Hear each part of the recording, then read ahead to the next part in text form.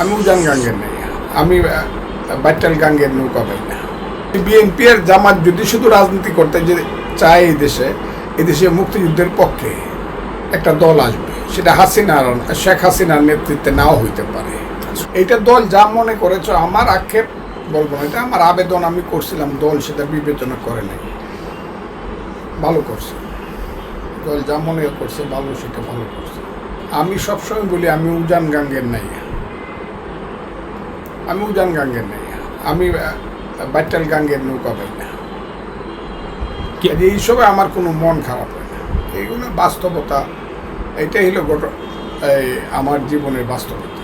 কেন্দ্র থেকে আমাকে সাসপেন্ড করছে, কিন্তু মৌখিকভাবে কেউ দেওয়া, তারা অনেকে আমাকে সমবেদনা জানাইছে, এগুলো আমি বলবো না, কিন্তু তারা তো আর বলতে পারে না আপনি আসেন, তারা বলবে কি? এটা তো কেন্দ্র থেকে বলতে হবে। নেতৃত্ব ভোটের মাধ্যমে এসেছে, কাজে তাদেরকে তো অবশ্যই স্বীকার করতে এবং কংগ্রেচুলেট করতে হবে, তাদেরকে কংগ্রেচুলেশন জানাইবার চাই, আমি জানাইছি। এটার আমি নতুন দল গঠন করতে যাচ্ছি, এইটার কোনো সত্যতা নাই। আমি গঠন করতে, এটা কোনো সত্যতা নাই। কারণ বিএনপি এখনো আমাকে এক্সপেল করে নাই, আমি এখন সাসপেনশনে আছি একটা ঘটনা। কাজে আমি এখনো বিএনপিতে আছি। বসুন্ধরা টিস্যু, অশুদ্ধতার বিরুদ্ধে এক বিন্দুও ছাড় নয়। বিএনপি আর জামাত যদি শুধু রাজনীতি করতে যে চায় এদেশে মুক্তিযুদ্ধের পক্ষে একটা দল আসবে, সেটা শেখ হাসিনার নেতৃত্বে নাও হইতে পারে, কিন্তু মুক্তিযুদ্ধের পক্ষে দল আসবে, এটা কেউ ফিরাইতে পারবে না। এটা আমি বলছি, আসবে। এটা দেখেন, আমি যেটা বললাম এটাই ঠিক। না হইলে এই দেশটা স্বাধীনতা বিরোধী শক্তি খায় ফেলবে, জাস্ট খায় ফেলবে স্বাধীনতা।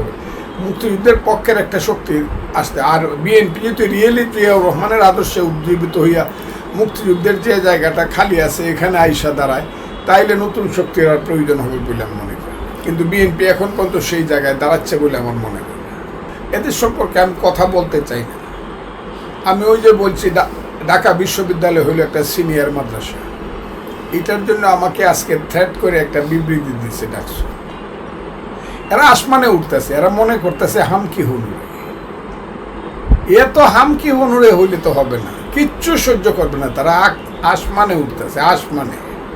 তো এইরকম কত ছাত্রনেতা দেখছি। ডাকসু তো এখন হয় নাই, ডাকসু তো সেই 2021 সনের পর থেকে শুরু হয়েছে।